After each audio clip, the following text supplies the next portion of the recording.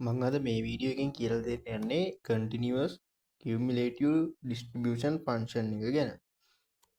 ඔයගලන්ට මතක ඇති discrete වල අපි cumulative distribution function එක ගැන කතා කරා. ඒ වගේම තමයි continuous range එකේ තියෙන cumulative distribution function එකත්.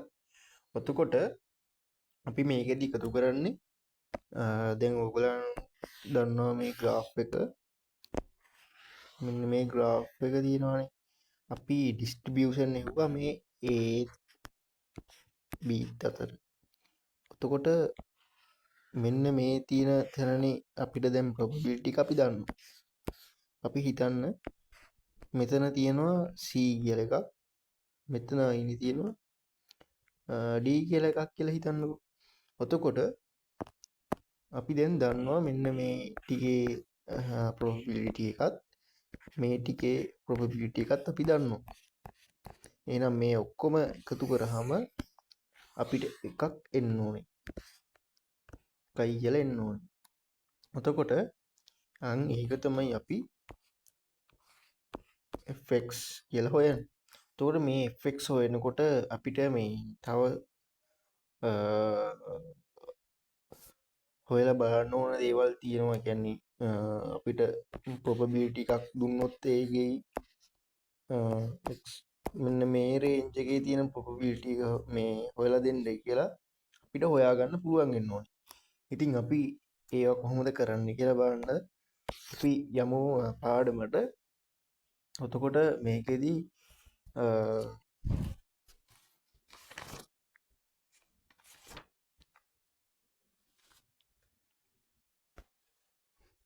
ඔයගලන්ට කියලා දෙන්න ඕනේ මුලින්ම මේ fx කියන එක සමාන වෙනවා probability x equal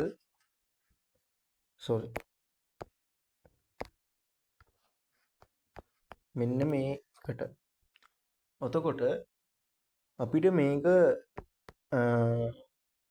අනුකලනයෙන් පෙන්වන්න පුළුවන් ඍණ අනන්තයෙන් ඉඳලා x වෙනකන් තියෙන ඔක්කොම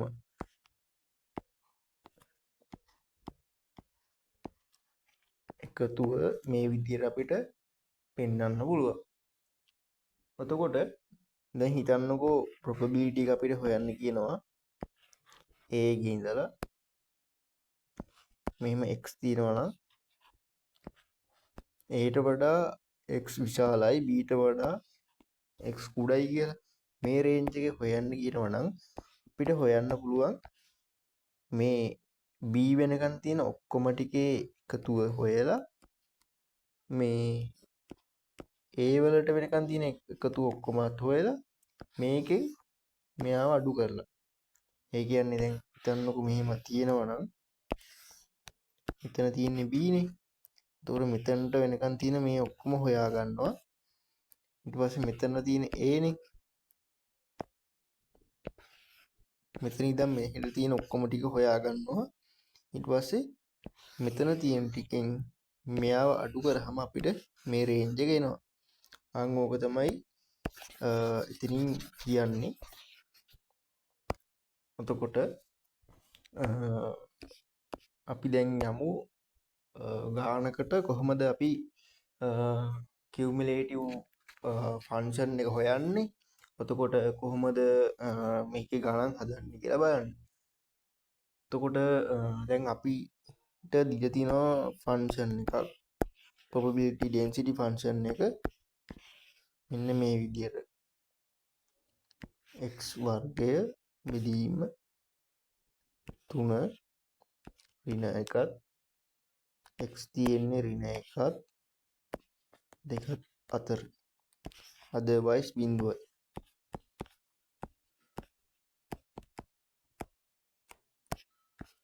එතකොට මේ වගේ එකක් දුන්නාම අපි කරන්න ඕනේ මුලින්ම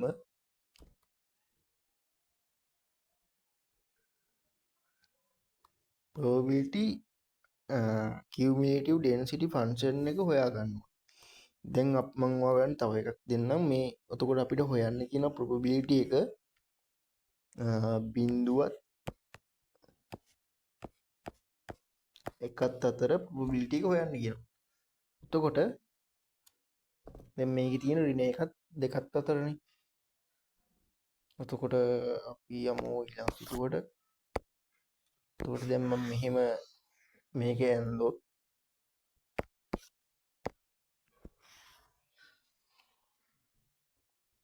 මෙතන තියෙන ඍණ එක, මෙතන තියෙන දෙක.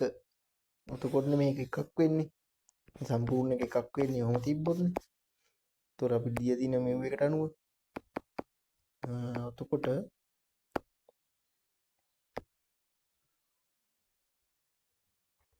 තියෙනවා මෙහෙම තියෙනකොට දැන් අපිට හොයන්න කියන්නේ මොකද්ද?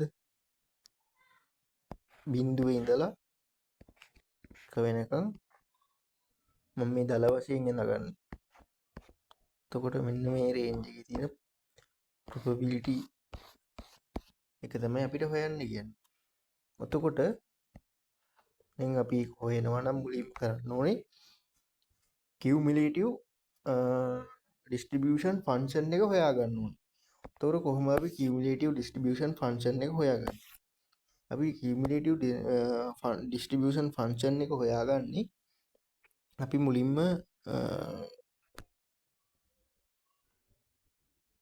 මෙතන දාගන්නවා අපේ අන්තිමටම තියෙන මේ ලිමිටේෂන් එක මෙතනට x කියලා දාගන්නවා. ඍණ එකේ ඉඳලා x වෙනකන්. ඊට පස්සේ අපි කරන්නේ අපේ දුන්නනේ ඩෙන්සිටි ෆන්ක්ෂන් එක x වර්ගය බෙදීම 3. මේක අපි මේ ඉන්ටිග්‍රේට් කරගන්නවා. මෙතනට dt කියලා එන්න ඕනේ. එතකොට මේක අපි ඉන්ටිග්‍රේට් කරොත් මෙතන t වෙනුවට t වර්ගය කියලා දාගමුකෝ. එතකොට මේකට එකක් එකතු වෙනවා. ඊට පස්සේ මෙතන 3නේ. 3 වැඩි කිරීම 2 ධන 1. ඒ කියන්නේ 9යි නේද? මේ ඔක්කොම මේ කරාම 9යි. මෙතන 3යි. ඊට පස්සේ අපි මෙතනට දැන් දාගන්න ඕනේ අපර් ලිමිට් එක, මෙතන ලෝවර් ලිමිට් එක ඍණ 1. දැන් අපි මේ ටික ආදේශ කරමු. මේක මම පොඩි කරගන්නවා.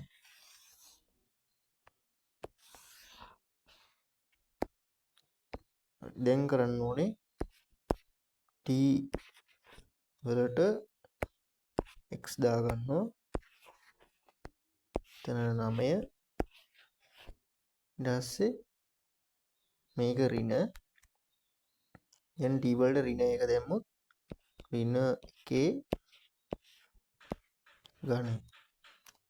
බලන්න ඍණ 1 ඝනය කියන්නේ ඍණ 1 වැඩි කිරීම, ඍණ 1 වැඩි කිරීම, ඍණ 1. ඍණයි ඍණයි ධනයි, ධනයි ඍණයි ඍණයි. එතකොට ඍණ 1නේ මෙතන එන්නේ. එතකොට මේ ඍණයි මේ ඍණයි මෙතන ඍණයි මෙතන ඍණයි ධන වෙනවනේ. එතකොට ධන 1 තමයි මෙතන එන්නේ. මෙයා තමයි cumulative distribution function එක අපිට එන.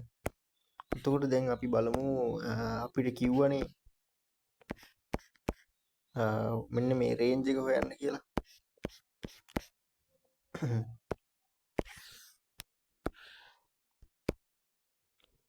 දැන් අපිට කියලා දෙනවා x බිඳුවයි එකයි අතර තියෙන රේන්ජ් එකේ probability එක හොයන්න කියලා.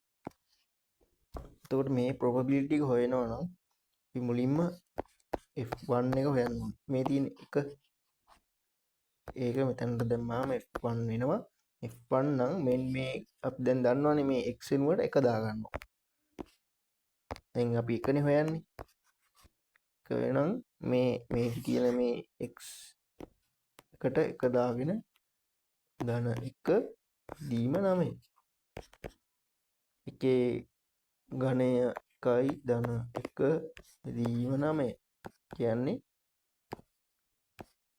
9 දෙක 9න් බෙදුවාම තමයි මේ එන උත්තරේ තමයි මේ F එක කියන්නේ. අපි එක භාගයක් විදිහට කියමු. 9න් 2යි. ඊට පස්සේ අපිට එනවා මම මේ ටික පොඩි කරගන්න මේ ටික හදන්න.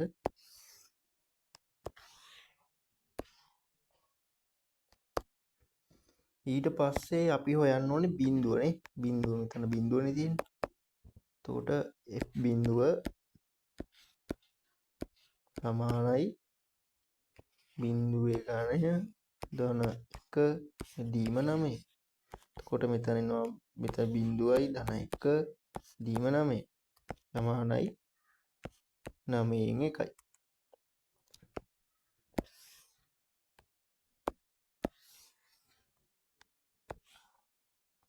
නමයෙන් එකයි කියලා තමයි ආවේ.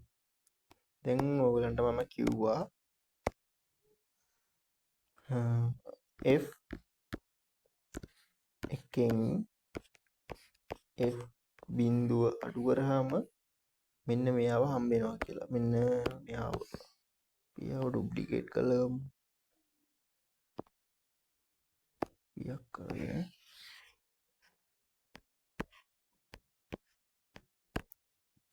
මෙන්න මෙයාව හම්බ වෙනවා කියලා. දැන් අපිට F1 කියන එකේ තියෙනවා මේ probability එක. 9න් 2යි. මෙයාගේ 9න් 1යි. එතකොට අපිට එනවා 9න් 1යි කියලා probability. ඔන්න තමයි cumulative distribution function එක යොදාගෙන අපි probability එකක් හොයාගන්නේ range එකක් ඇතුලේ. එතකොට ඔයගලන්ට මම තව ගණන් දෙන්නම් ඕගොල්ලෝ හදන්න. අපිට fx සමානයි probability density function එක තමයි මේ විදිහට දෙන්නේ. මේකෙන් තමයි අපි හොයාගන්නේ. බිඳුවයි x x තියෙන්නේ බිඳුවත් 3ත් අතර. එතකොට අපි මේකේ හොයන්න ඕනේ otherwise බිඳුවයි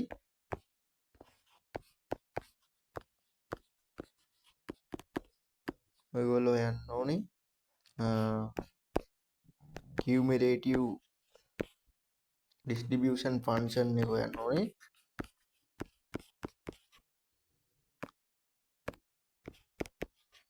function එක හොයන්න ඕනේ. එතකොට මෙන්න මේ range එකේ probability එකත් හොයාගන්න ඕනේ.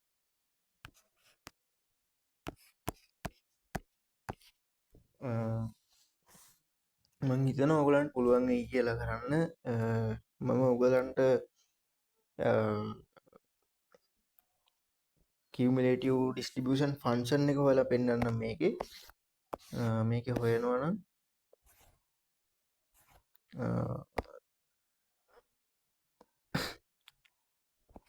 මුලින්ම දාගන්නවා අපේ lower limit එක. lower limit එක තමයි බිඳුව. මෙතනට x කියලා දාගන්නවා. ඊට පස්සේ අපේ density function එකත් එක්ක අපි integrate කරනවා. එතකොට integrate කරාම අපි x වෙනුවට t කියලා තමයි දාගන්නේ. මොකද integrate කරන්න පුළුවන් t එක integrate කරන්න පුළුවන් t නේ. එතකොට t කියලා දාලා t 3ට මේ t එකතු කරනවා. ධන 1 9 තියෙද්දි ඒකත් එක්ක මේ 3 ධන 1 කියන එක වැඩි කරනවා. එතකොට 3යි 1යි 4යි මෙතන 4ක් තියෙනවනේ. 9 වරක් 4 36යි. එතන 36යි කියලා. එතකොට අපි දැන් මේකේ ලිමිට් දාගමු x මෙතන බිඳුව. එතකොට මෙතන x 4 36 ඍණ බිඳුවනේ. මේ ඍණ බිඳුව වැඩ නිසා මේක අයින් කරනවා. මේක තමයි අපේ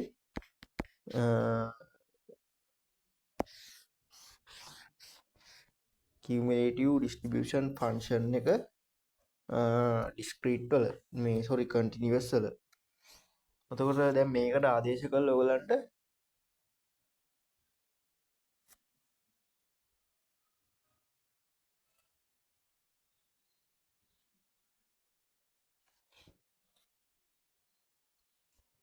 මම ඔයගලන්ට මෙතන දුන්නේ 3ද 3නේ හරි. එතකොට මේකට දාලා ඔයගලන්ට අර රේන්ජ් එක හොයාගන්න පුළුවන්. මෙන්න මේ රේන්ජ් එක. එතකොට එහෙනම් මෙච්චරයි ඔයගලන්ට මට කියලා දෙන්න තියෙන්නේ කියුමුලේටිව් ඩිස්ට්‍රිබියුෂන් ෆන්ක්ෂන් වල අපි ඊළඟට කතා කරමු එක්ස්පෙක්ටඩ් වැලියු එක හොයන්නේ කොහොමද කියලා. එක්ස්පෙක්ටඩ් වැලියු එක ඒ ටික ඔයගොල්ලෝ හොයාගත්තට පස්සේ මූවමන්ට් පාඩමට යන්න පුළුවන්. කියන්නේ එක්ස්පෙක්ටඩ් වැලියු වේරියන්ස් දන්නවනම් මූවමන්ට් පාඩමට යන්න පුළුවන්. ඊළඟ වීඩියෝ දෙකත් ඉක්මනට දාන්නම්. එතකොට මූවමන්ට් පාඩමට ඉක්මනට යන්න පුළුවන්. එහෙනම් ඉක්මනට ඊළඟ වීඩියෝස් වලින් හමු වෙමු.